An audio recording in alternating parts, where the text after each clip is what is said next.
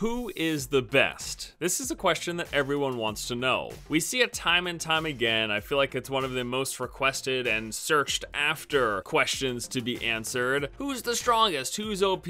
Well, today here in this video, I hope to answer that question for you when it comes to the top 5 competitive heroes in Overwatch. Now, we're actually trying to keep this list as objective as possible, and we're doing so by basing it on professional level play and usage rates in recent tournaments. The data and charts used for this list were compiled by Captain Planet of Overbuff. You can find more information and details in the description below. Let's go ahead and get things started with number 5, and it is Mccree. Old, reliable, strong at both close and medium range with a versatile stun. Mccree is the current go-to DPS hero. His Peacekeeper gives him some of the strongest burst damage at close and medium range, with 140 damage a second, twice that if you count headshots. Flashbang lets him deal with harassers, clutch 1v1s, and drop Reinhardt's shield. It's just too good not to have. And his combat role gives him the means to get out of harm's way, or that quick refill to continue unloading on the enemy. And then finally, of course, his ultimate, while not much of a team wiper, is great as a zoning tool, letting your team capture the objective while the enemy cowers in fear. Mccree has been a strong hero for a long time. He's still in a very solid position, and whether it's offense or defense, he is one of the most often picked DPS heroes in the game.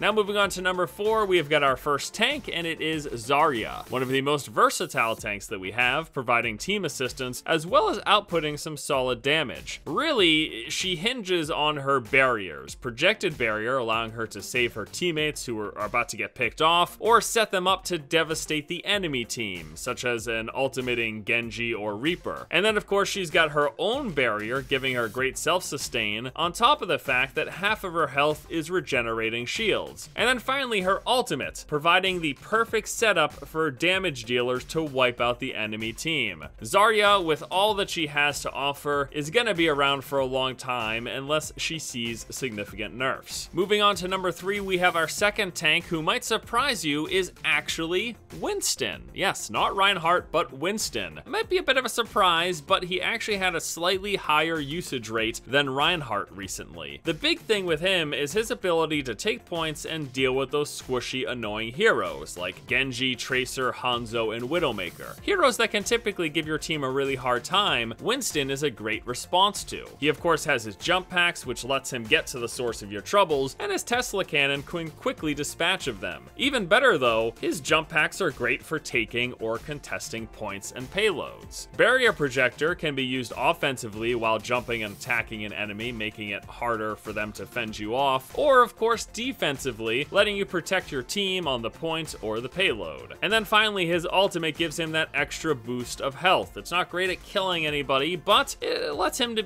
continue being a nuisance and potentially securing environmental kills as well. Winston, while he's not considered the frontline tank like Reinhardt is, he's a lot better in a lot more situations than I think people give him credit for. Next up at number 2, it is our support Zenyatta. Enjoying his recent rise to fame, Zenyatta brings a lot to the team. Of course, there is Discord Orb, the king of abilities. 50% damage boost is insane. Although there is an upcoming nerf dropping it down to 30, I think there's still a really good chance that even with that nerf, he will stick around in this number 2 spot. His Harmony Orb, although it only provides light healing, is great for supporting flankers or topping people off. And then we have his damage, which is fairly respectable. Having Zenyatta is basically having half of a DPS character and half of a healer. And let us not forget finally his ultimate, which is extremely effective as a reactive defense to possible team wipes like Genji, Zarya, or Pharah. If you hear those triggers go off, pop your ultimate, and they are effectively countered. And finally, in our number 1 spot, it is the one, the only, Lucio. What can be said about him that hasn't been said already? He is one of the strongest and most consistent picks in this game since launch. AoE heals, of course, helping mitigate some of that low sustain damage. His speed boost, which continues to set the pace of the game and allow for quick pushes through choke points behind a Reinhardt shield. And then, of course, his ultimate, primarily used for allowing strong engagements or bolstering an ally who's about to go ham on the enemy with an ultimate of their own. Lucio is the support king. He is